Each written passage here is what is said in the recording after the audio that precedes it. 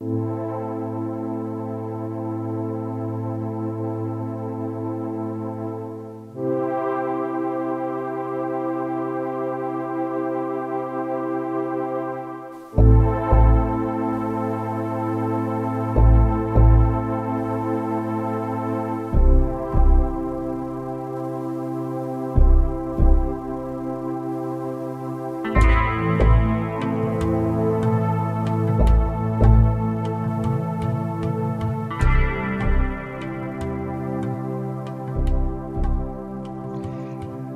to this edition of the High Strangeness Factor. I am your host, Steve Ward.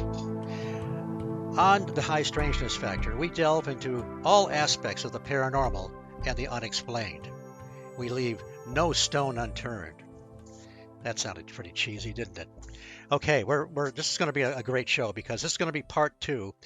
We did a show, if you'll go back and check the archives, it's labeled under Bruce Harrington, and he's the founder of the Creature Weekend.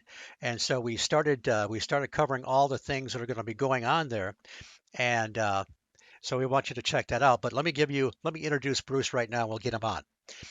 Bruce Harrington is the founder of the Creature Weekend, and it is a conference dedicated to the exploration and discussion of cryptozoology.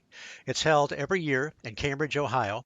The conference attracts researchers from all over the USA and features speakers on various cryptozoological topics, not just Bigfoot, even water creatures and other things.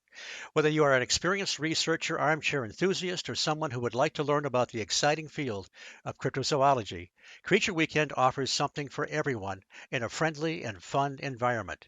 It provides workshops that teach beginners and veterans the proper way to collect potential evidence for the existence of cryptids and offers hikes into the field for a real investigative experience. The Creature Weekend also sponsors a summer campout that is a family-friendly way to share your experiences and best practices in the field with others who share your passion. Bruce, welcome back to the High Strangeness Factor. Thanks for having me back, Steve. And I can only assume, since my last appearance on your show, that your ratings have probably been negatively impacted. I think that I think the ladies will be sending you their undergarments, and I've given them your home address, so they're probably piling up. The things at my age, the things I get are like back braces and Dr. Scholl foot pads. So But no, it was a great first show, the part one. It was a lot of fun. You don't only put on a conference, you have done a lot of sort of boots on the ground kind of research yourself, and we'll get a chance to get into some of that this time. But just for a brief recap, we started talking about the sort of the basic layout of the Creature Weekend, the Friday night activities, the meet and greet, the great dinner, the speaker that they have every year there on Friday. We started talking about some of the speakers like Jim Vieira, Bob Gimlin. Who's the name of the gentleman that does the true crime? James Renner. James Renner. I'm going to have to check him out. And there was another guy you mentioned last time. Scott Carpenter and Adam Davies. We covered that. Oh, and we mentioned we did a little bit of reminiscing because last year he had Stanton Friedman on, and that was fun. So without, I highly recommend that if you're listening to this podcast right now, you go and grab the first part, because if you don't, you're going to be missing quite a bit. So let's just get right into it, Bruce. Sure. Where about did we leave off last time? You were going through some of the other speakers that are going to be presenting there. We're going through some of the speakers, and I forgot to mention. So this year, what's really special about Creature Weekend this year is that it's not only the 52nd anniversary of the Patterson Gimlin film, but it's also Bob Gimlin's 88th birthday. Oh, excellent. Right. So this may very well be the last time that Bob gets a chance to come out to the East Coast. So I think he's 88, slowing down a little bit, and it's going to be historic. So we're going to celebrate. So at the Friday night dinner, we're going to celebrate Bob's birthday, and we'll probably have a couple impromptu speeches by some of the cryptozoologists. And the folks who sponsored Bob Gimlin's appearance, Cryptid Hunters North America, the couple of Mike LaRussa and Hope LaRussa, they will be presenting Bob with a birthday banner that will be signed by all the attendees of that dinner. So it's really historic in that your name will be on that banner that we present to Bob for his birthday. That's awesome. Yeah, really cool. So so you mentioned all the speakers, and it's going to be really informative and fun that weekend. So we've covered all the speakers. Now let's talk about. You've always got these great extras. I mean, there's no end to the imagination of Bruce Harrington and what he can conjure up for the Creature Weekend. So what are some of the things we can expect to see as well as the speakers? Well, so we have the speakers, and we have the crypto art exhibit. So a lot of the vendors, they make the items that they sell at their vendor tables. And so a long time ago I thought, gee, it'd be kind of nice to showcase these items that they make, because they put a lot of effort into them, and they're just really beautiful cryptozoologically themed items. One year this woman had a quilt, a beautiful quilt of this landscape, and within the landscape were hidden Bigfoot. And if there's ever a fun Saturday night, that's it. And just really cool things that we get as auction items. And it's really tough because I'd love to bid on every single one of them. They're so great, and these fun and wonderful items. But we have this crypto art auction where they all donate an item to the crypto art exhibit, and then it's auctioned off at the event. So the proceeds go to benefit locally, don't they? Yeah. So in the past, we have donated over $4,000 to the Cambridge educational. There's an educational fund in Cambridge, and it's a really, really long name, and I wish I could remember it, but maybe it'll come to me at the end of the show. But so we've dedicated money to that.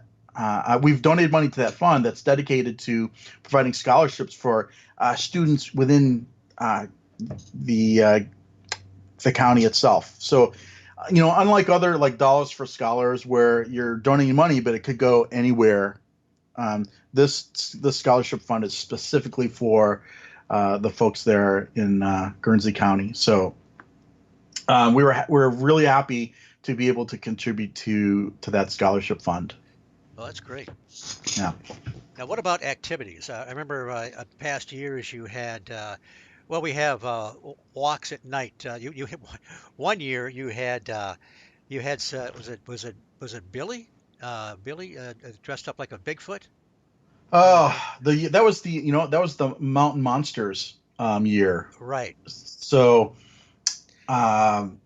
so there's actually a very funny story about that. So now, first of all, let's tell them that a few years ago you had now for those few people out there that don't know what we're talking about, Mountain Monsters, the very fun and creative, should we call it pseudo documentary show? I don't think that's too inaccurate, but a lot of fun, very entertaining. You had Trapper, the gentleman that plays or is Trapper, one year stop by.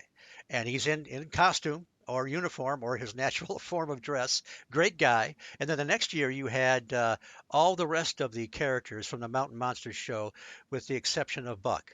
So and they were all interacted with everybody, and they were on this particular run where you had somebody dress up like Bigfoot. But anyway, you were going to tell a story about that. Well, so the reason why we did that, so we usually do this night hike. And it's so on the night hike, we take people through this area of woods, and we basically tell Bigfoot stories. And these Bigfoot stories are actual sightings that have happened at Salt Fork. And some of them actually happened in the woods that we're in. So the atmosphere really adds to the event.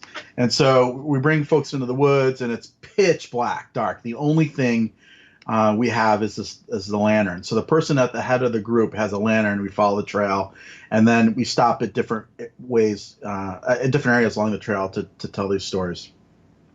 So this year, a lot of times people who research Bigfoot, the big question that people who don't research Bigfoot ask is that, well, if this thing exists, how come we can't get a clear picture of it? And and the reason is because a lot of times you're you're not ready.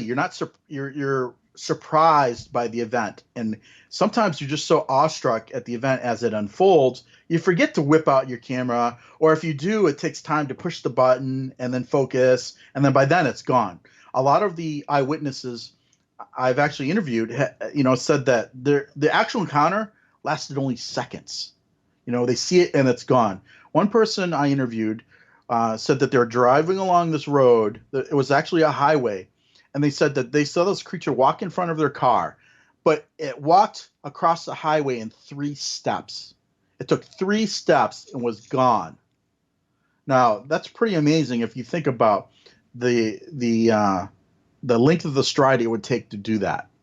But anyway, so back again, my tangents. But so No, back to why we tangents are good, Bruce. So don't stop. But go ahead. so back to why we had this guy dressed. So Billy Willard was one of our volunteers, and he dressed up in a ghillie suit, and we were going to take people on the trail, and we had a contest.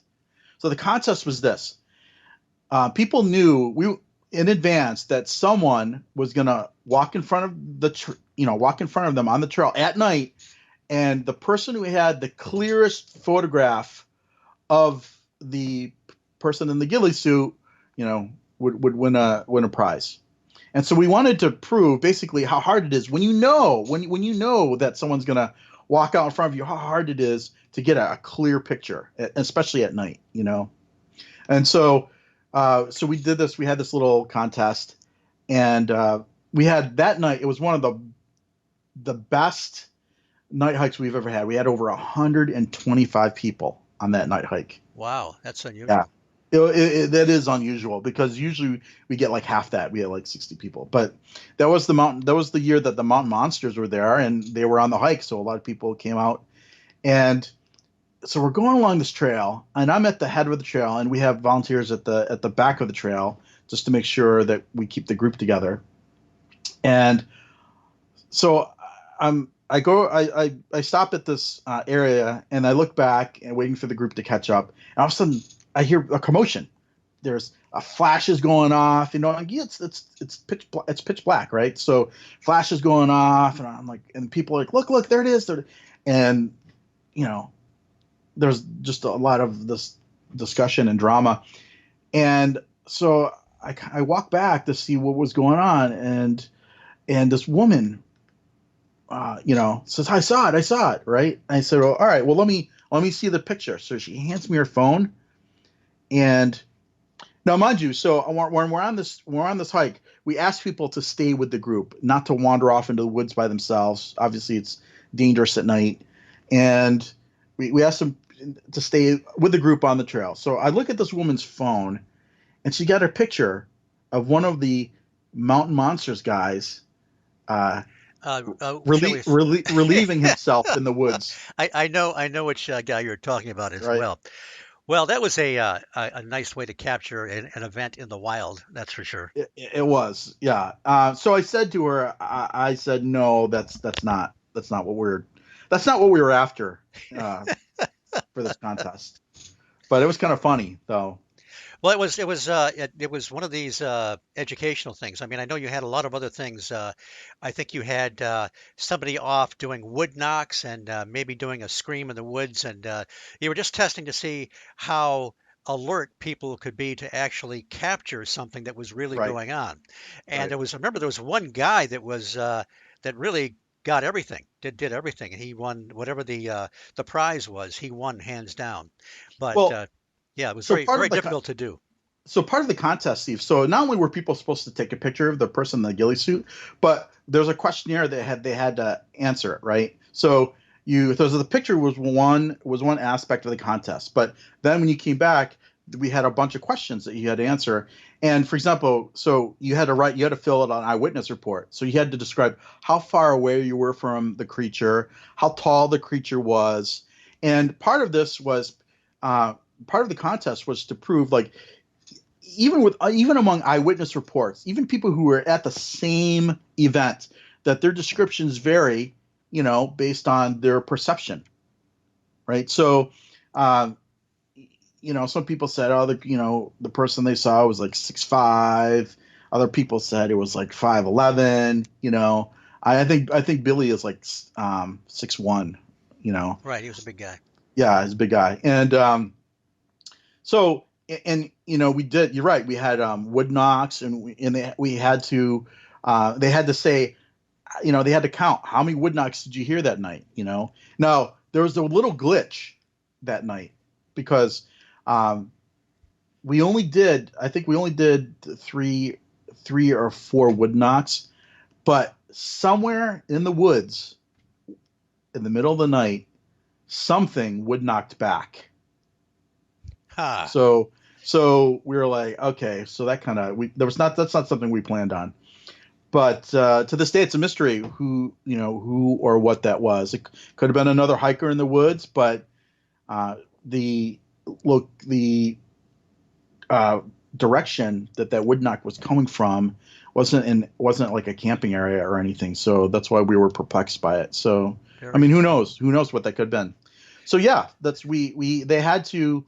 There are different aspects of that sighting that people had to recount as part of that contest. Well, I want to just change gears just a little bit, but after that I want to get back to you have all kinds of have had and will have stuff planned on Sundays as well. But I'm curious, Bruce, how did you say you've been doing this for what, 2 or 3 decades now? What is it that drew you into this initially? How did you? I mean, some people are experiencers. Me, I'm not an experiencer. I just became fascinated first with UFOs, and then it branched out into other unexplained phenomena. But what was it for you? What grabbed you? I was always into dinosaurs. So as a kid, I loved dinosaurs, Who, and what kid doesn't? I mean, good yeah, Lord. absolutely. And I very as a child, I always wanted to be a paleontologist. And so because I was interested in dinosaurs, I was really attracted and drawn to Loch Ness monster sightings. The fact that it could be, a relic of a plesiosaur, um, and so through that, I got interested in cryptids. The fact that something could be surviving from the past, and but for all intents and purposes, Steve, I'm a man of science. For me, I'm a huge skeptic. I have to see it, touch it, feel it. I need. There has to be some hard evidence for me to sort of accept, things. So Right. I was known as a skeptic, but um, I have a lot of friends who are researchers and they're not so skeptical. And so I was invited along to, on different research expeditions because I balanced out the group. And so really that's how I started getting into it. I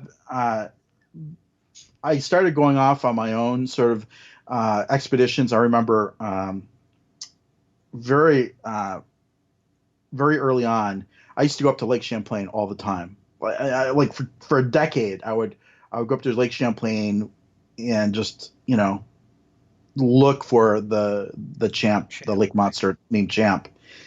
And it was when I look back on it, it was like a total waste of like 10 years, but because I never really saw it once. But there was one time where uh, when I wasn't on an expedition, I was just riding my motorcycle around the lake one time. I was going over the bridge right up near the Canadian border, and I looked down and I saw, and the water's crystal clear. I mean, it's really really if you've never been up to Lake Champlain, it's phenomenal. But the water was pretty clear where that bridge was, and I saw what appeared to be an something long and serpentine. but it was like a brownish color, and it was just under the surface of the water, and it disappeared on the other side of the bridge. But at the time I was traveling. I was standing up on my motorcycle, looking over the bridge. There's oncoming traffic. You can't really just stop on the bridge. Right. But um, yeah, so there's the only time I saw something really strange on the lake, and there wasn't even a time when I was there to look for Champ. Any rough idea how long it was? It To me it looked like it was like 15 feet long. The part I saw was about Okay. 15 feet long. And it could have been longer? It could have been there. Could have there's it was my impression that the part I saw was there was more to just there was more to just the part I saw. In other words, there were parts that were underneath the water that weren't visible to me. That I was just seeing what was close to the surface of the water. Wow, that's significant. About how wide was it? I mean, it probably wasn't consistently the same width, but any rough idea about the how wide the body was? It was so one end was blunt, the other end was really tapered, and I think it was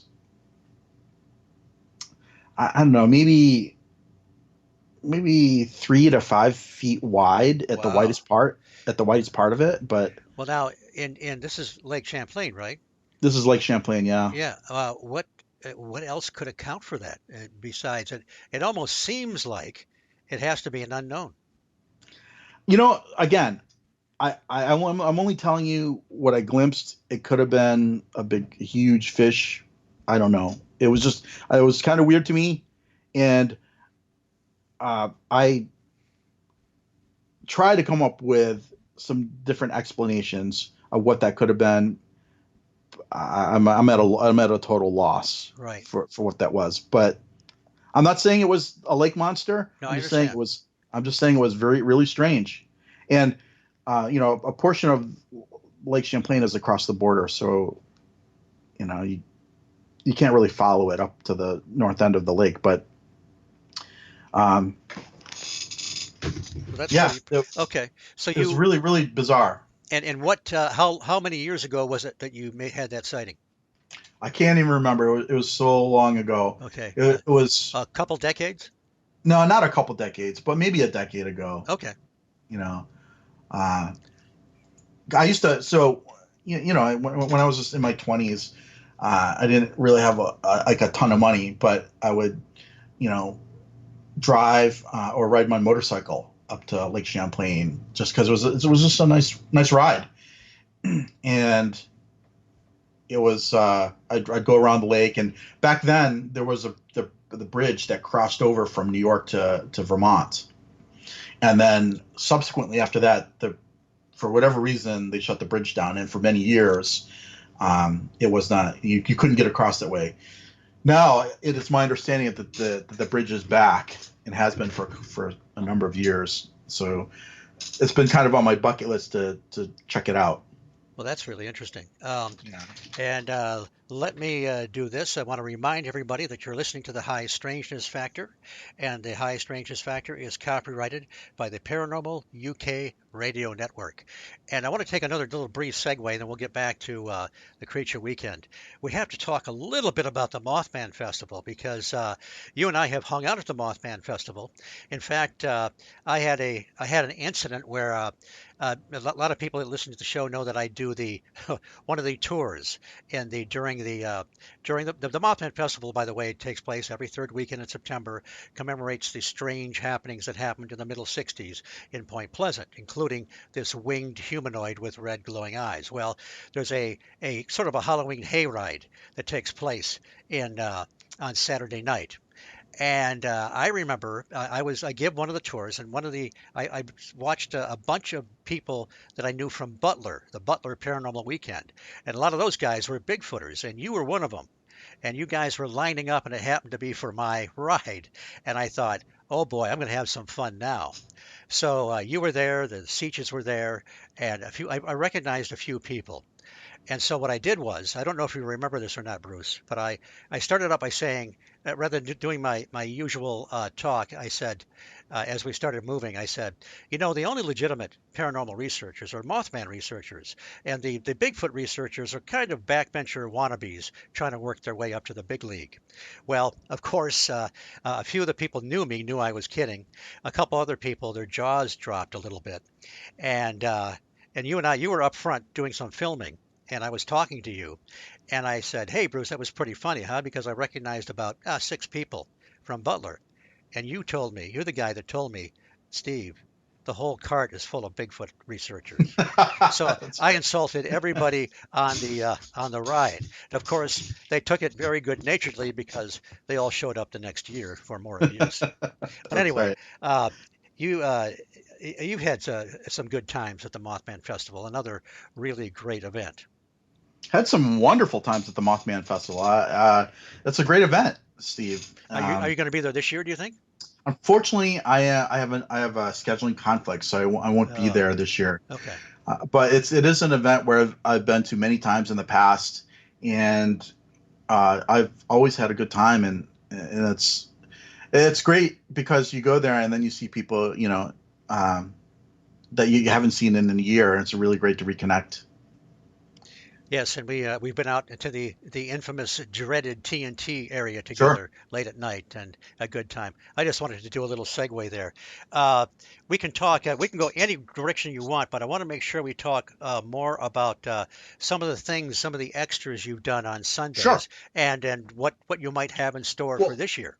I think we talked about the night hike, which we're doing again Right. this year. So uh, what's going to happen is we have a dinner break, and then essentially at the dinner break is when the presentations are all finished, and then people go to dinner, and then they come back from dinner, and there's And this is on Saturday, right? this is on Saturday, yeah. So your ticket, so when you purchase a ticket, your ticket enables you to go to all these events on Saturday, right? So we're really, really very fortunate to have a movie screening by this couple, Bill and Amy Lancaster. They did this documentary on, and they're calling it Paranormal Bigfoot.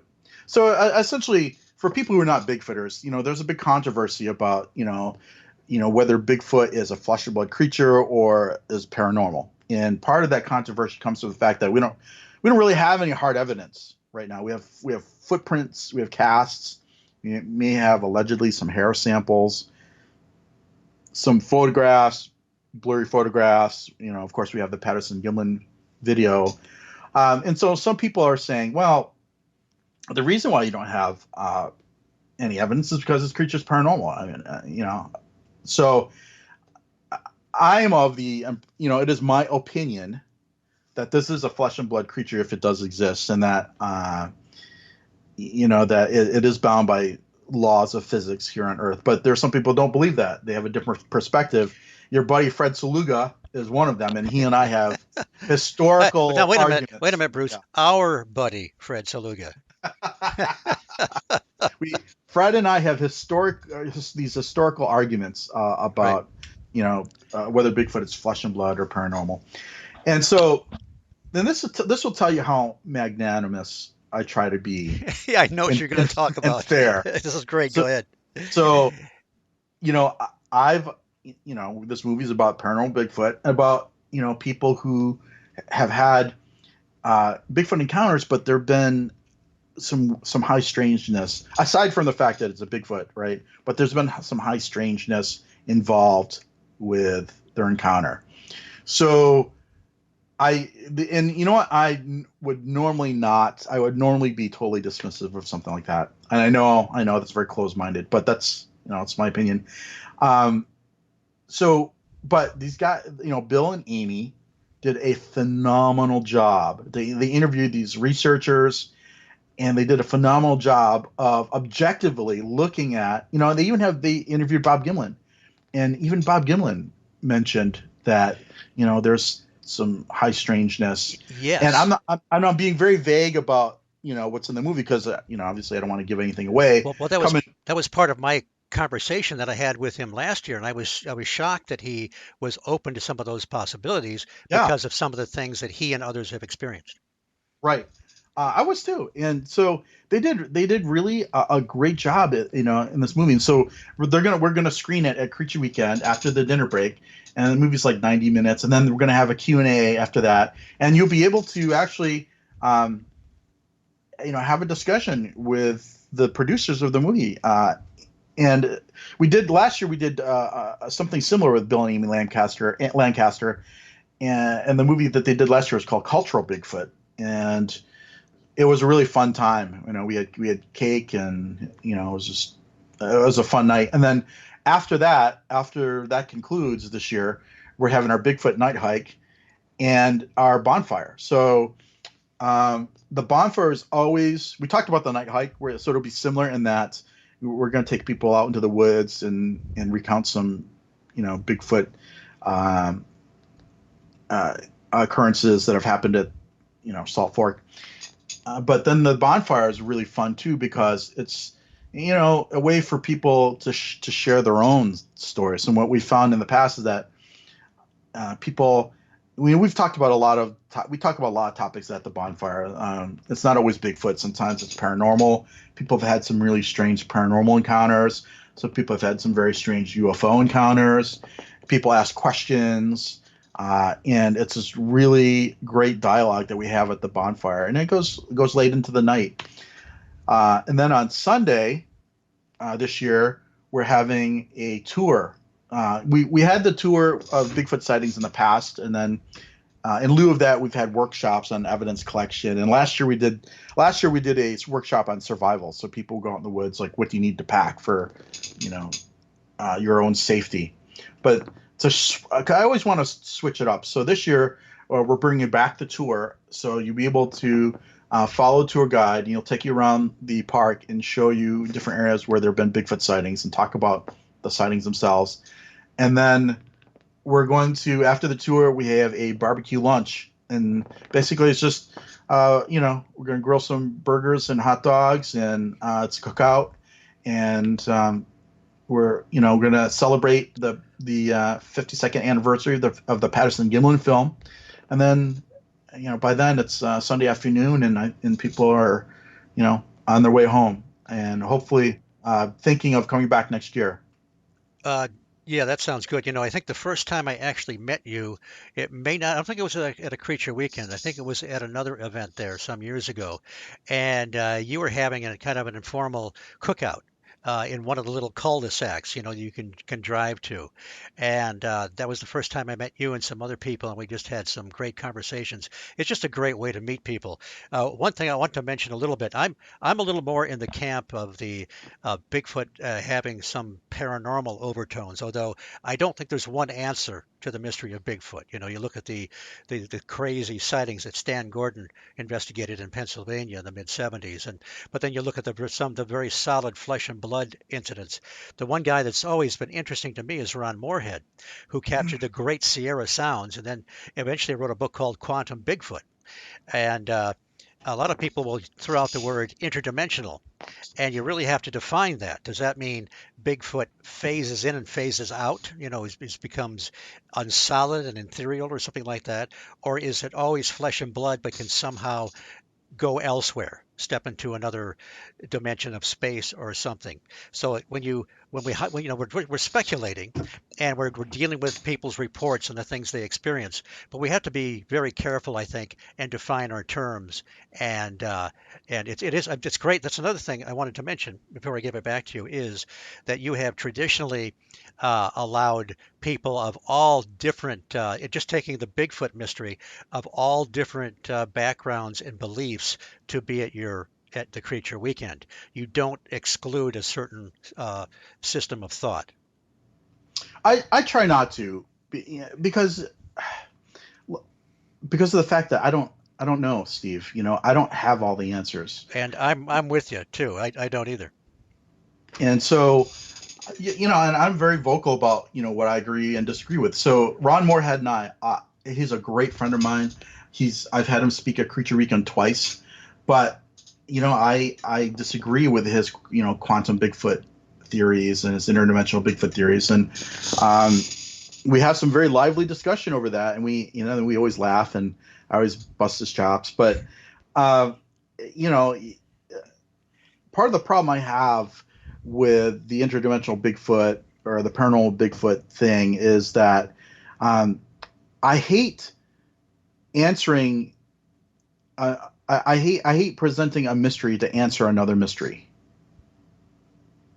Yeah, and if that makes sense. So, you know, if we to get into paranormal Bigfoot, that's a whole nother ball of wax, It really and is. presents a whole different set of variables. And there's, in my opinion, there's really no evidence towards that theory. But like they say in cryptozoology, you know, um, just because the lack of evidence doesn't disprove Right. anything, you know. So And even though I disagree with you, Bruce, I will still faithfully attend the Creature Weekend every year. But tell us a little bit about the. Now, I've never been on this, but you do a summer camp out every year. And haven't you even we gone do. up to Lake Champlain? Uh, We have yeah, 2 years okay. ago. So 2 years ago, we went up to Lake Champlain. It was so what we did was I think 4 or 5 days of camping, and we met up at Lake George, and then we met one of a Bigfoot researcher. His name is Paul Bartholomew, and we met him up in Whitehall, where they had that famous Bigfoot sighting back in the 80s. And he took us on a personal tour of the Bigfoot in Whitehall, took us up to the golf course where the Bigfoot sightings were. And it was really, really fun. He showed us his casts. And just the guy, again, is another one of those talented researchers who is just sort of this encyclopedia of information. And he doesn't only do Bigfoot, he does all sorts of paranormal things. And uh, he's really, really informative and knowledgeable about these topics. And then from there, we went up to our campsite at Lake Champlain at this place called Button Bay, where they've had the most number of champ sightings. Ah, And we don't really know the reason why, but so Button Bay, Port Henry are the two places where people have seen this creature frolic the most. So we camped there right next to the lake, and then you just kind of it's if you want to go swimming in the lake, then you can go swimming. If you want to go, we did some fishing, just sort of camping stuff, and then we did these excursions. So one excursion that we did was we went up to Port Henry. We got our pictures taken next to there's a huge billboard with all the champ sightings identified on it, and it goes back to the 1700s with Samuel D. Champlain. And we visited Port Henry. There's a little diner in Port Henry, and we talked to some of the locals, and it was really cool because these locals shared some of their stories with us about these people had lived in Port Henry for their entire lives and seen some weird things. And we visited Champ. There's a Champ festival. Then we went to the Champ festival. now that would have been fun. Yeah, I remember that going on. Just couldn't get away. But Yeah, we visited the Star Trek exhibit. hi, great. I Yeah, would love that. there's some pictures, a picture of me on the bridge of the Enterprise, Ah, and then we did a sunset tour. It was a dinner cruise on Lake Champlain to see if we could catch a glimpse of the creature. It was really, really nice. man, and that so you're the way you lay things out and your attention to detail spills over into your summer camp out. It's not just pitching a tent and roasting marshmallows.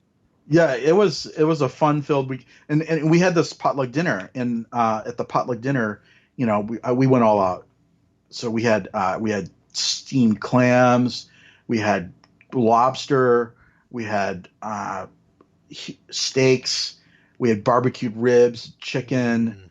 I mean, we ate like kings. It was just it was just a big party. So that stands out as one of the most fun times I've had during a camping trip. And Where are some of the other places that you've camped? Are they gosh, significant, or are they? Do you pick areas where there have been like a high level of Bigfoot sightings, or well, So I try to pick. So it depends. It depends on the purpose of the camping trip. And there are times when I just like to camp. I grew up as kind of an outdoorsman, and I love being out in the woods. I love camping, and so there, if my intention is to go out and camp, I'll try to find a place that I've never been before, and that has access to other activities like fishing or swimming or something like that.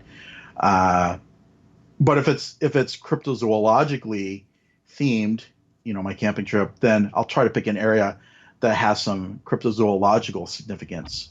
You know, so that's why Salt Fork, for many years, we had our summer camp out at Salt Fork. I mean, what better place to camp, right? Oh, exactly. Yeah, I've never done that, and I might even do the cabins sometime. I'm not a big rugged outdoorsman, but I have pitched a tent once or twice, and not Well, just in the backyard. so the majority of camping that we do, it's a lot of car camping. Like you pull up to your site with your car and just put out. There are some camping trips I've been on where you backpack in and you establish a camp. Right.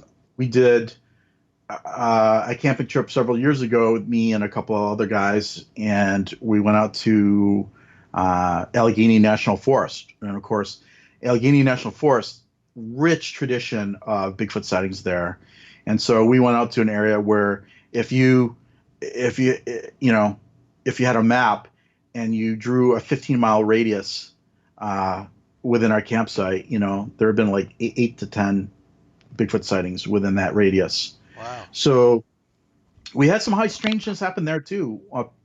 We had, well, I don't want to talk about it now because Well, we're going to have you on again leading up to the Creature Weekend, so we can remind people again about the Creature Weekend, and we'll talk about some of the extraneous stuff.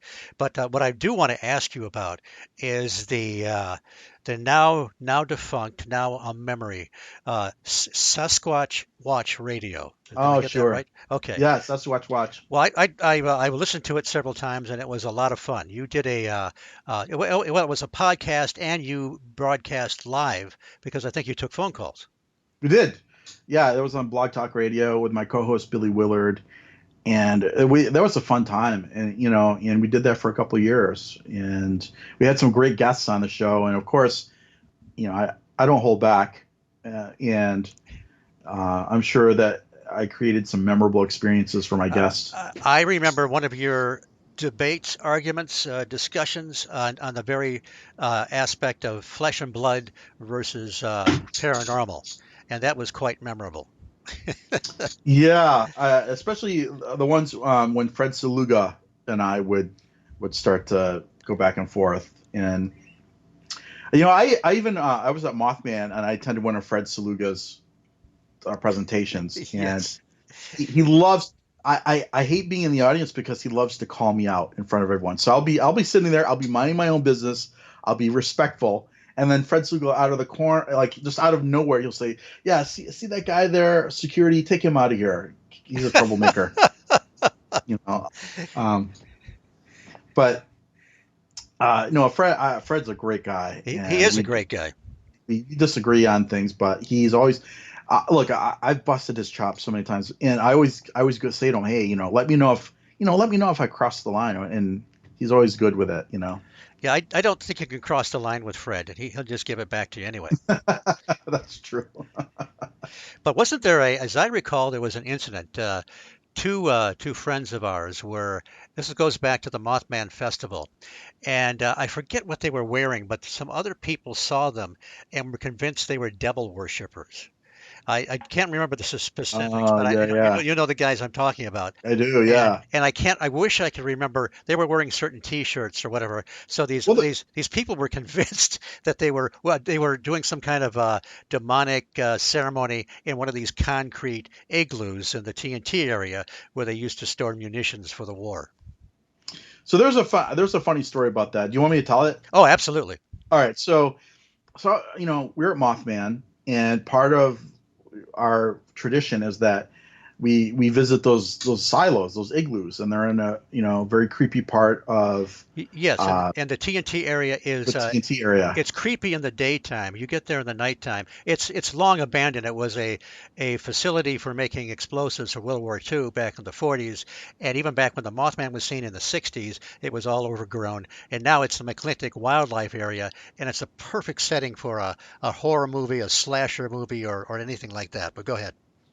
Yeah, so there's a little trail that goes out past all these pillboxes, right? Yeah. On one side of the trail is a swamp, like when I say swamp, a swamp you'd see down in Georgia.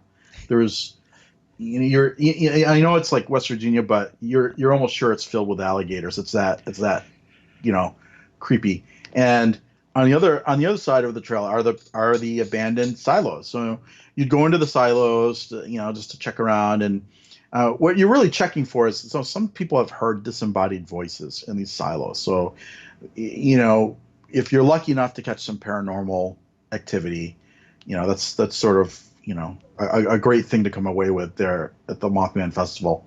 But we're going from silo to silo, and then we go into this one silo, and there's a group of people huddled up together, and they were wearing like sweatshirts with pentagrams on them, and they were speaking in hushed tones. But I think the pentagrams it was connected to some kind of a logo for a rock group or something like that. Yes. But listen, it's pitch black. Right. When you come in at night and all you see, you only have a minute of recognition when you see your flashlight pass, someone, you say, oh wow, there's someone wearing. So of course we immediately thought these were Satanists, satanic, members doing some sort of ritual. So we're like, okay, we got to get out of here, right?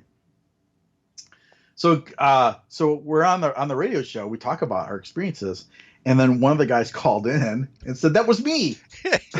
We're not Satanists." And he's a good friend of mine and ours, and we know who he is. But it was, and there's a couple other ladies that called in that that kind of verified that yes, they saw these Satanists, and it's really hilarious when these two guys. They're kind of far away from being Satanists. They may have their own issues, okay, but they're definitely not Satanist. Definitely not. And it was just funny because we're on the show, and unexpectedly these people are listening to the show, and they call in. They're like, "Oh no, that was me." And you're right. They're really great guys, and they're nothing. They aren't as far away as you can get from being satanic. They just had these rock shirts on, and they're trying to record some EVPs. EVPs, yeah. But now they're not. I wouldn't put them on the side of the angels either, but definitely not Satanists. Yeah, they're really good guys though. Your weekend is so chock full. You already mentioned you had a survivalist type guide, which gave us really good information on how to survive in the woods, because anybody can get lost, if you're not careful. We had I remember Dr. Jeffrey Meldrum showed us how to cast a footprint one Sunday. Sure. And last year we had the falconers. The was it the year before? Yeah, the Ohio Falconry Association. That was phenomenal. They had 3 guys come in with their falcons. Yeah. And it was just I'd never seen anything up that. I mean, I'd read about it, but I'd never seen anything like that up close. I mean, you have really provided a lot of great experiences at this weekend. So the falcon thing was kind of I didn't know whether it was appropriate for this type of event, but I just figured it would be something fun for people and different. One of the complaints I hear from people all the time is like they go to these events and it's always the same thing, and I try to be true to our loyal attendees who come every year. There are people who come. So Steve, there are people who they don't even wait for me to announce the speakers. They contact me and they say like I want to buy a ticket now. I'm like, well, we haven't really announced the speakers. Like, I don't care. I just want to buy a ticket for the weekend. And I think part of the reason is because we offer discounted tickets, and as you get closer to the event, the ticket prices go up as we have less and less tickets to sell. But also it's just that people have a lot of fun. And it's even if you don't believe in the paranormal, if you don't believe in Bigfoot, the lodge itself, it's in a state park. There's tons of things to do there. If you want to go golfing or boating or hiking, there's plenty of things to do for a family who doesn't want to just listen to a presentation on Bigfoot. And it's a self-contained area. You don't have to go out and Right. get anything. They got Yes. a nice little gift store there. They really it really is great.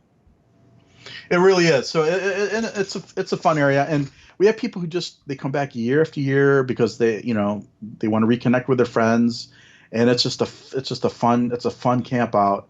I call it a camp out, but I mean it's all cabins and hotel rooms, and Salt Fork State Park, the lodge is it's sort of a recreational center. So they have indoor pools. They actually have a pool, right at the lodge. Probably in October, you probably wouldn't want to be swimming at that time of the year, but No. they do have indoor pools. They have a weight room. There's just a lot of things to do.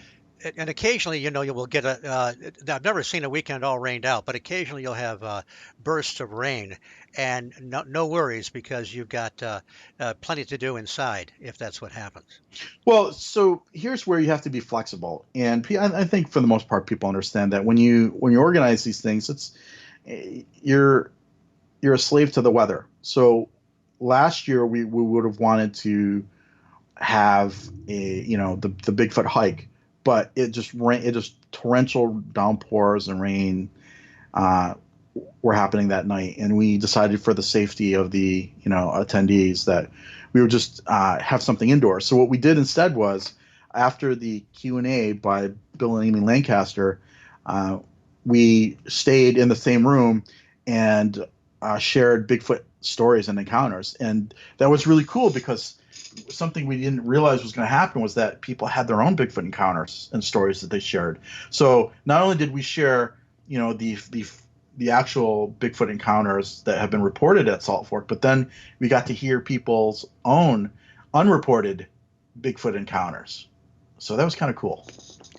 There is another story you might tell. I don't know all the details, but you had some kind of a strange encounter with an antique rocking chair at the Mothman Festival. Do I have that right? Oh yeah, yeah. That to this day that still freaks me out. I And don't. that was at the Low Hotel, right? The old That was at the historic Low Low Hotel. Hotel, right in Yeah, downtown Point Pleasant. yeah, and not only I mean, there were multiple witnesses to that event, so it wasn't just something that happened to me. And So to this, what exactly happened, Bruce? do you really want me to? I don't know. Do you real listeners really want to hear me? Listen. We do all paranormal. At the beginning says we cover everything. This is we're no rank amateurs here. We just cover the whole gambit. Yeah, I think so. I think that it would be fun for people to hear. Well, we like to break it up, like you like to change it up with the Creature Weekend. Okay, so now, mind you, just to recap, I'm a huge skeptic about these things, Exactly. right? So I've done tons of ghost investigations and had some really strange experiences that I'm not going to say was ghost related, but was really really strange. One of the strangest I've ever had was there at the Low Hotel in Point Pleasant during the Mothman And Festival. let's paint the Low Hotel's been there since about around the turn of the last century, the beginning of the Yeah. last century. It's four stories. They don't use the fourth floor anymore, and it's a really old building. And it's really nice if you're at the Mothman Festival because it's right there in the heart of things. Only the price, they're definitely capitalists there because the price skyrockets during that weekend. Yeah, I mean it's so one of the great things about that location is that you're right there, but Exactly. it's the only game in town and they know it. So they really you're not going to get any deal staying there. Just let me say that. But it's a really old hotel, and the I think it was built. When I say old, it was built in 1901, right? Right. So the original owner was someone named Spencer, I could be wrong, but and the reason why I say that is because when it was built, it was called the Spencer Hotel, right? And then the hotel was purchased by the Lowe family in like 29 or something like that. The reason why I know this is because I stayed there so often that the owners of the hotel actually wanted me to do tours, to give tours of that place. Um, and especially after my sighting, I mean, not sighting, but after my experience there in the hotel. But anyway, the current owners have purchased that hotel, been owners of the hotel since like 1990, right? So there's an old hotel, and they've been renovating it, and basically the rooms for the most part don't have their own plumbing. There's like a shared like bathroom, and what they did was they started to put plumbing in each of the rooms to try and modernize it. And it's a slow process. It takes a lot of money and things like that. And I was staying. I can't remember the year.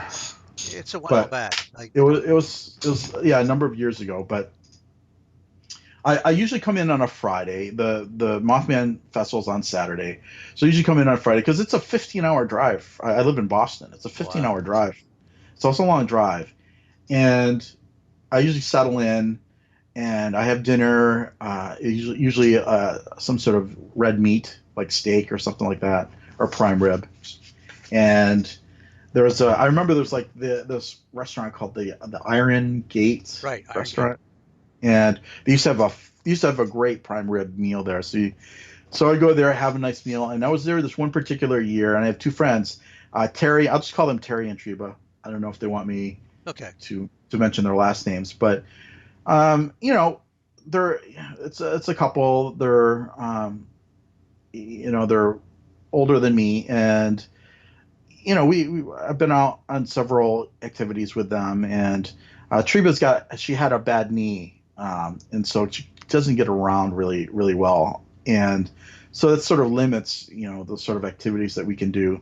But they called and said, "Hey, are you in town?" Because they were in town for the Mothman Festival, and I said, "Yeah, I'm having dinner at this restaurant." And if you've ever been to Point Pleasant, there's really nothing going on. I mean, that town there's nothing going on there at all. It's a small podunk town, and it's really great because if you want to see kind of a slice of Americana, it's really neat. It's like going back, in time almost. But it's really a quaint little town. But I'm staying at the Lowe Hotel, so they meet, and I said, "Look, you meet me at this restaurant." So they come over. It's like pouring rain, lightning, thunder, and if you want to talk about a really creepy night, this is it. So I get done 10:30 or with my meal or whatever. We have dessert, and said, "All right, well, let's go back to the hotel." So they had never been inside the hotel, and they love old buildings, and I said, "I'll give you a tour." So we go to my hotel, the Lowe Hotel, where I'm staying, and there's a little elevator, and so I was staying on the third floor of the hotel. So Treba's knee is giving her problems, so instead of walking up, 3 flights of stairs, we take the elevator up to my room. So we go to my room, and it's this very small room, and we're having some conversation there, and you hear the thunder and the lightning, and someone mentioned like, this, it's like a haunted house, right? I said, well, supposedly the Lowe Hotel is haunted, but and all the time I've been here, I've never had any experiences. So I said, well, let me show you the rest of so we walked through each floor and just kind of looked at the old paintings they have, and just some of the decor in the hallway. And then we found a stairway that leads up from the third floor to the fourth floor. It's a huge, wide staircase. And so we walk up, and it's the fourth floor is like it's a ballroom. Beautiful hardwood floors. I could tell that they've been refinished. And there were windows all the way around the room, and of course it's still raining, thunder and lightning. And the tables were stacked against the sides, the walls, and so the whole floor was like empty. You could have, you could have like used it as a dance floor. There was nothing. There was nothing in the middle of the floor. So and there's nothing. It's just a big empty ballroom, and I didn't know where the lights were. Where I just had my flashlight. I carry a flashlight on with me all the time, so I'm just, looking around with my flashlight as we come up the stairs to this ballroom. There's a wheelchair at the top of the stairs. I didn't really think anything about it. It wasn't in the way, but it was right at the top of the stairs. Was this one of these old style ones? It was very old stuff. Okay. It was one of those wheelchairs that like FDR, like a wooden wheelchair that FDR. Oh yeah. Like, if you ever seen any pictures of FDR, that's what it looked like. It looked like a chair that FDR would have had. Right. It was very, very old. So, it was at the top of the stairs. I didn't think anything about it. We look around the room. I don't know where the light switches are. I've never been there. So we're just up there, and it's kind of cool.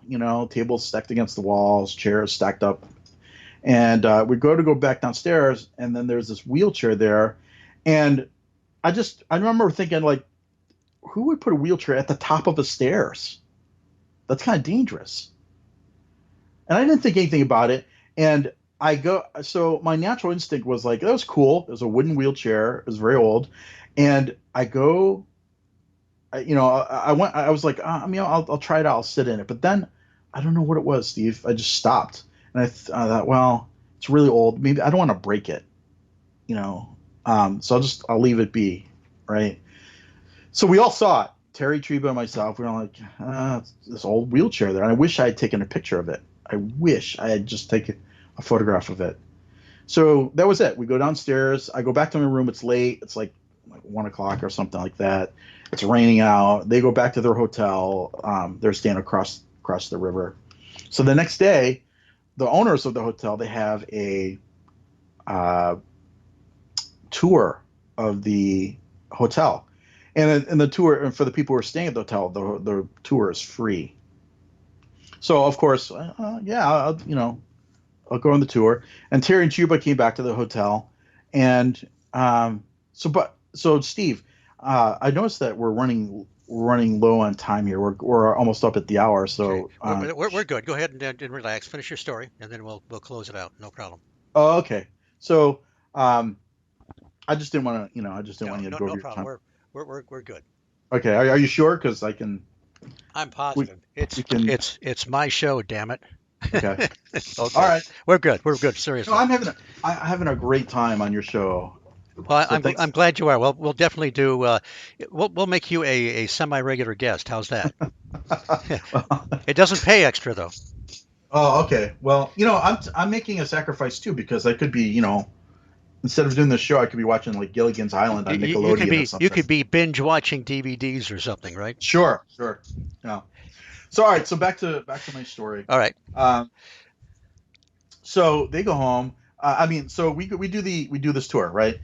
So the owner, one of the owners, her name's Ruth, takes us up into this little room that's there's between the second and third floor. There's a little private room, and it's locked. So she opens up the door, and it's a very long, narrow room, and there's a long table, and there are chairs around the table, and the room is narrow so that if you were gonna go to the other end of the room, you actually have to like scooch between the chair and the wall. There's enough space for like one person, if you're sideways, to scooch along the wall. But at the other end of the room is that wooden wheelchair. And it's definitely the same one. It's definitely the same one. And so here's the story, right? And here's how I know it's the same one. So Ruth tells us the story about the wheelchair, and she said when she and her husband first purchased the hotel, they found a lot of these like old artifacts in the hotel, and this chair was part of the hotel, and she believed that it belonged to Mrs. Lowe, the last owner of the hotel, who in her advanced age was sort of very sickly and had a caretaker, like an assistant, but was confined to the wheelchair. And one day, for no apparent reason, the wheelchair turned up missing in the hotel. So, Ruth and her husband were, you know, they they were really concerned because the chair is extremely old and very expensive. And so they turned the place upside down looking for this wheelchair, and they couldn't find it. And Ruth had this unspoken suspicion that her husband had actually sold the wheelchair and just didn't want to confess. Own up to it. Okay. Yeah, yeah, they had sold the wheelchair and didn't want to confess to the fact they had sold the wheelchair, and that's what she felt because the wheelchair was gone. It was gone. It was nowhere in the hotel. Months later, they go into a locked room, and the wheelchair is there. A room that they had searched many, many times before. The wheelchair just shows up. So since that time that they recovered the wheelchair, Ruth put the wheelchair in this locked room, and she had the wheelchair facing a certain direction so she would know if anyone had moved that wheelchair. So this is what she told us on the tour. So I raised my hand. I said, well, I saw the wheelchair upstairs last night. I said, did you just bring it down from upstairs? And she said, no, this chair has been here, locked in this room for months.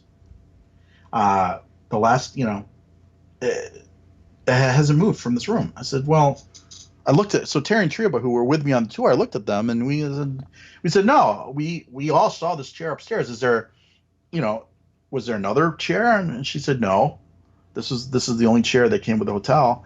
I said, well, maybe, one of your staff members brought it down because you knew you were having a tour today, so you put the chair back. But,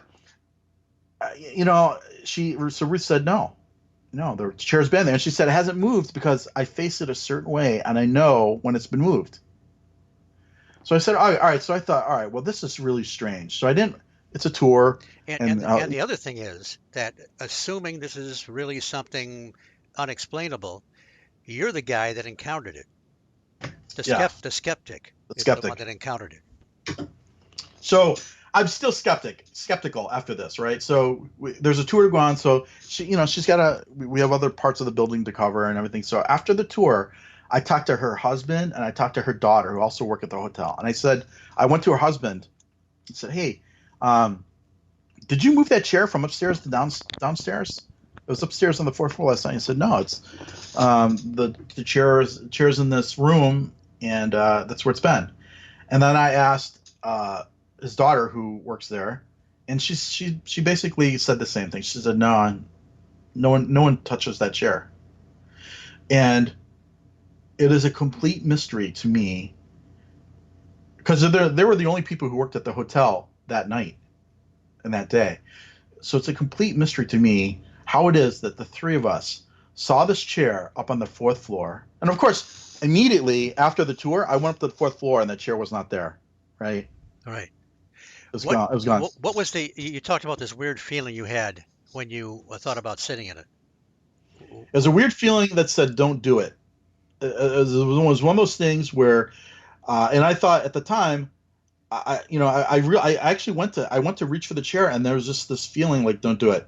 I didn't even touch the chair because it was almost like, hey, if something happens to the chair, you're going to be, right, an old antique, and but it's one of those things where your grandma's house, and there's certain things that you're not supposed to touch. Right. It was that kind of feeling, but I didn't think anything about it. It was just, look, there's a lot of old furniture up there in the ballroom. And this was just another piece of old furniture. I just thought it was kind of weird that it was at the top of the stairs because, wheelchair and stairs, they really don't go together, right? No, they do not. Well, it's interesting that you're a skeptic in the true sense of the word, but you entertain, all kinds of ideas of possibilities of cryptids and so forth, and have done a lot of research there. But you've also experienced now and then in some of your ghost investigations, paranormal phenomena, and you had this really, nobody will know for sure if this chair was apporting or moving around somehow, but it's very interesting nonetheless. It is interesting because it's interesting because that I had that experience of this chair that wasn't supposed to be somewhere, and then learn later that Ruth had a similar experience with that same artifact. Yes. That the chair seems to disappear and then reappear for some inexplicable reason. But I was and trust me, like I still couldn't accept that. So I, for many years after that, I thought, all right, well, someone's playing a trick on me, but it didn't make sense. You want to know why? Because for someone to play a trick on me, they would have had to have known that I would go upstairs and see a chair, and then that I would be on the tour and know that the chair was in that room. Those are it doesn't make sense that someone would do that, Right. So again, it's one of those things that I think about, and then I just to keep my sanity, I try not to think about. Well, that would creep me out, no doubt. And the other thing, so after that experience, I remember after that experience, there's something kind of another thing that happened, but that was kind of strange in the Low Hotel. But are we running up against some? Yeah, I think we'll wrap it up, Bruce, and we'll leave that as a teaser. This will be a two-parter that'll be out there, but people will know that Bruce Harrington will return. We'll do a little bit of a recap on the Creature Weekend, of course, and but we'll talk about some of this other weird stuff, from your Bigfoot investigations to your stranger experiences. So we'll let that hang out there. So anyway, give us the dates of the Creature Weekend again and how to contact with it. Sure. The Creature Weekend 2019 will be held from October 18th through October 20th. And all the information can be found on our website at www.creatureweekend.com, or you can go to our Facebook page at facebook.com/Creature Weekend. Okay, this has been great, Bruce. The two-parter. We still kind of barely scratched the surface. You've been a great guest, and I'm looking forward to your return. Thanks, Steve, and thank you again for having me on the show. And I apologize to everyone for my boring stories, but the stories aren't boring, and what I dread is dead air. there was in these last two episodes, there hasn't been any dead air, so that's good. And like I say, segues and moving all over the place, that's what I do. So my guests are completely free to do the same, and I appreciate all your stories and all your information. Well, thanks again, Steve, and thanks again for having me on the show. You're very welcome, and sit tight. I'm going to do my closeout, and then we'll be done. Again, I'm going to thank Bruce Harrington for 2 great hours, and looking forward to a third in the not too distant future. I also want to thank Irene Allen Block and Mark Johnson, and they are our fearless leaders here on the Paranormal UK Radio Network. I'm going to thank Andy Mercer, my part-time co-host and my full-time producer. Also, I want to thank Brian Zeller, who has done the original music for the show. And I am Steve Ward, your humble host here on the High Strangeness Factor, a displaced Yank here on the Paranormal UK Radio Network. Thanks for listening. See you again in a fortnight. Take care.